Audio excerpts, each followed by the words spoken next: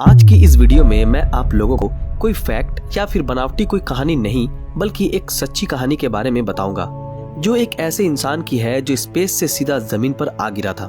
जी हाँ दोस्तों, ये सच्ची कहानी है व्लादिमीर कोमारोव नाम के एक अंतरिक्ष यात्री की, जो सोयूज 1 नाम के स्पेस क्राफ्ट में बैठकर अकेले ही स्पेस में गए थे। इस स्पेस क्राफ्ट को सोवियत के बाइकनूर बेस से लॉन्च किया गया था 23 अप्रैल 1967 को। रॉकेट के लॉन्च होते ही व्लादिमीर को यह अंदाजा हो गया था कि उनके स्पेस क्राफ्ट में कुछ तकनीकी गड़बड़ी हो रही है, लेकिन बावजूद इसके वो अंतरिक्ष में पहुंच गए और उन्होंने धरती के 18 चक्कर भी लगाए और पूरे 27 घंटे का वक्त स्पेस में गुजारा और फिर वक्त आया उनके धरती पे वापस आने का। व्लादिमीर जिस स्पेस क्राफ्ट में बैठकर स्पेस में गए थे उसका नाम था सोयूज 1। उस समय वर्ल्ड के सबसे पावरफुल दो देशों के बीच एक जंग चल रही थी। ये जंग कोई गोला बारूद वाली जंग नहीं, बल्कि ये जंग थी कि कौन सबसे पहले अंतरिक्ष में अपना झंडा लहराएगा। और सोवियत यूनियन ने अमेरिका को पीछे छोड़ते हुए दुनिया का सबसे पहला सक्सेसफुल स्पेस मिशन को अंजाम दिया, जिसमें सोवियत यूनियन ने यूरी गैगरिन, जो स्पेस में जाने वाले धरती के सबसे पहले इंसान थे, जिन्होंने स्पेस में पहुंचकर धरती का चक्कर लगाया और सही सलामत वापस भी आए। इससे पहले सन 1967 को कम्युनिस्ट रिवॉल्यूशन के 50वीं एनिवर्सरी के अवसर पे सोयूज 1 स्पेस क्राफ्ट में व्लादिमीर कोमारोव को स्पेस में भेजे जाने का फैसला लिया गया, लेकिन बदकिस्मती से यह मिशन सक्सेसफुल नहीं हो पाया, वरना आज इतिहास कुछ और ही होता। व्लादिमीर सोवियत यूनियन एयरफोर्स के फाइटर प्लेन के पायलट रह चुके थे, इसलिए उन्हें उन 3000 लोगों में से स्पेस मिशन के लिए चुना गया जो लोग इस काम के लिए आगे आए थे। 4 अक्टूबर 1964 के दिन उन्हें दुनिया के सबसे पहले स्पेस मिशन के लिए चुना गया और इसके ठीक 8 दिन बाद बाइकनूर बेस से ही उन्हें उनके 2 साथियों समेत स्पेस में भेजा गया और ये मिशन संपूर्ण रूप से सक्सेसफुल था। और आप लोगों को बता दें कि यही वो मिशन था जब दुनिया में सबसे पहली बार स्पेस में एक से ज्यादा यात्री सफर कर रहे थे। आप ये जानकर हैरान हो जाएंगे कि इस मिशन में यात्रियों के पास स्पेस सूट भी नहीं था।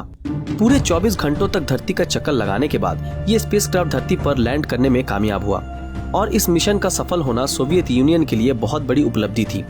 इस मिशन के बाद व्लादिमीर कोमारोव को पूरी दुनिया अब जानने लगी थी और इसके बाद उन्हें कर्नल के तौर पर तैनात कर दिया गया और सोवियत यूनियन में उनकी एक अच्छी पहचान बन चुकी थी।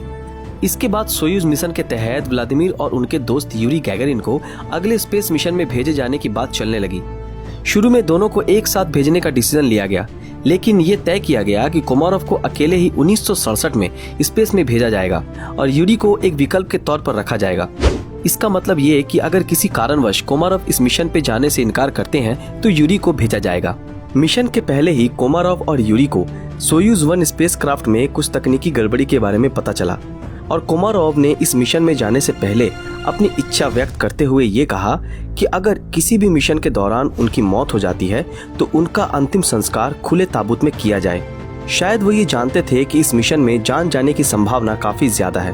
बावजूद इतने खतरे के भी वो इस मिशन के लिए पूरी तरह तैयार थे। उनको स्पेस में भेजने का दिन 23 अप्रैल 1967 को चुना गया।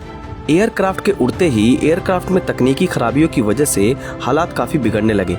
इस स्पेस क्राफ्ट में 2 सोलर पैनल लगाए गए थे जिन्हें स्पेस में जाकर खुलना था, लेकिन ये सोलर पैनल खुल तो रहे थे पर पूरी तरह नहीं, जिससे कि स्पेस क्राफ्ट को जितनी ऊर्जा की जरूरत थी वो नहीं मिल पा रही थी और जिस कारण स्पेस क्राफ्ट में कभी भी कोई भी गड़बड़ी हो सकती थी। स्पेस क्राफ्ट के अंदर लगे बटन ठीक से काम नहीं कर पा रहे थे। धरती से देख रहे लोगों को यह अंदाजा हो गया था कि यह मिशन अब फेल होने के कगार पर है और कभी भी कोई भी हादसा हो सकता है।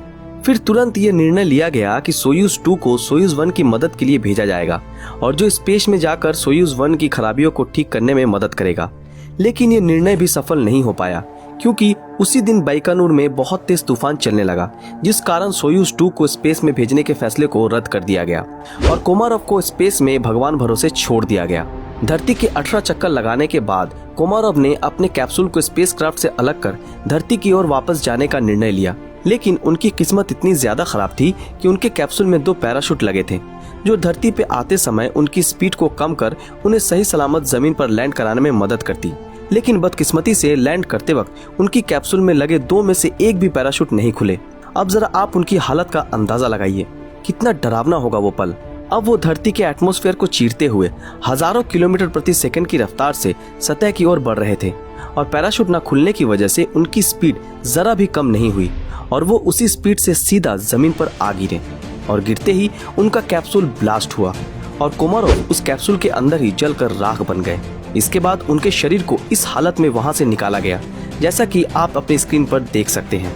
दोस्तों, तो ये थी उस महान अंतरिक्ष यात्री की सच्ची कहानी, जिन्होंने अपनी जान की परवाह किए बिना ही अपने देश का नाम रोशन करने के चलते अपनी जान दे दी। और यही वो इंसान थे जो स्पेस से सीधा जमीन पे आ गिरे थे। दोस्तों, आज के लिए बस इतना ही। इस बारे में आपकी क्या राय है हमें कमेंट में जरूर बताएं।